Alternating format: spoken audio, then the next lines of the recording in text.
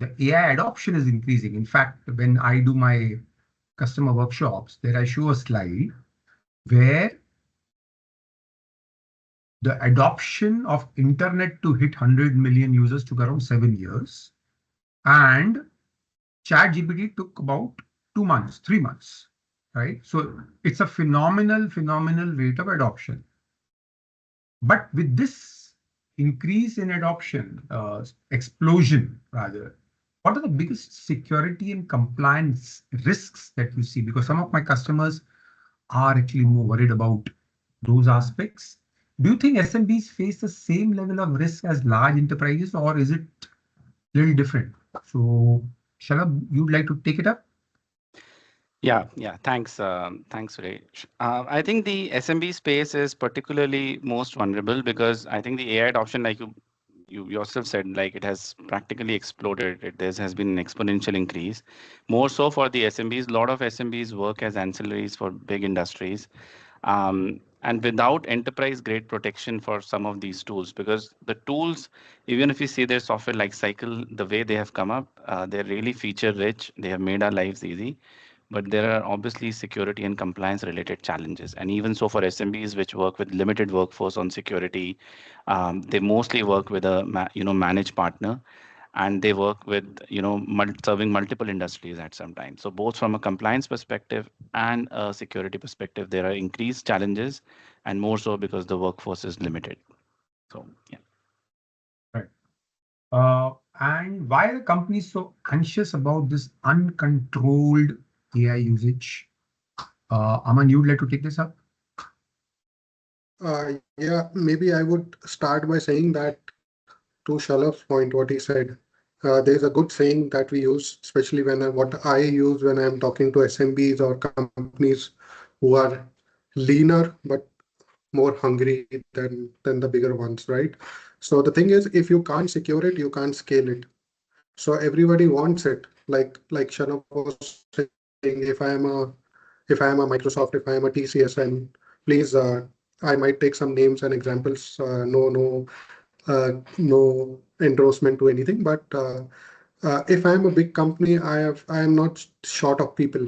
I will have 100 people team. I can figure out ways to do stuff. But if I am from the SMB space, I have more hunger, more intensity to prove myself with very lean team. So that's where AI adoption is uh, by default. You need it. But having said that, there is uncontrolled AI usage as well. Like for example, if I am working for a company, I might have 10-15 AI apps already in my phone nowadays. Something like if somebody is active on Twitter, they might have Grok. Uh, Airtel users nowadays, at least in India, have Perplexity and all those things, right? People are using AI applications for photo editing, for emails, whatnot. Now, the AI application that as a CISO I might be using and enforcing might be totally different.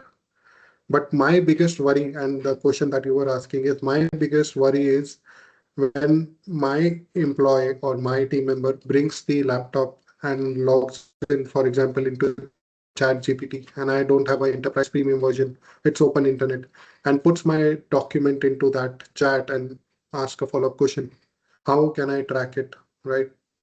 So there are too many things, and that's where, uh, again, I will use a line: with great power comes great responsibility. So the power and the advantages are huge for AI, but that's where we need to ensure that we are using it responsibly, and we have the security concepts in place as well.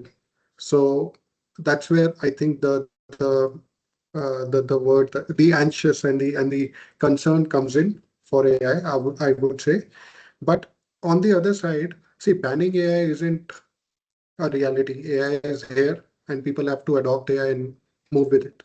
So it's just that how you can safely adopt it, enforce it, and ensure that your people and your employees are using it in a responsible way as well.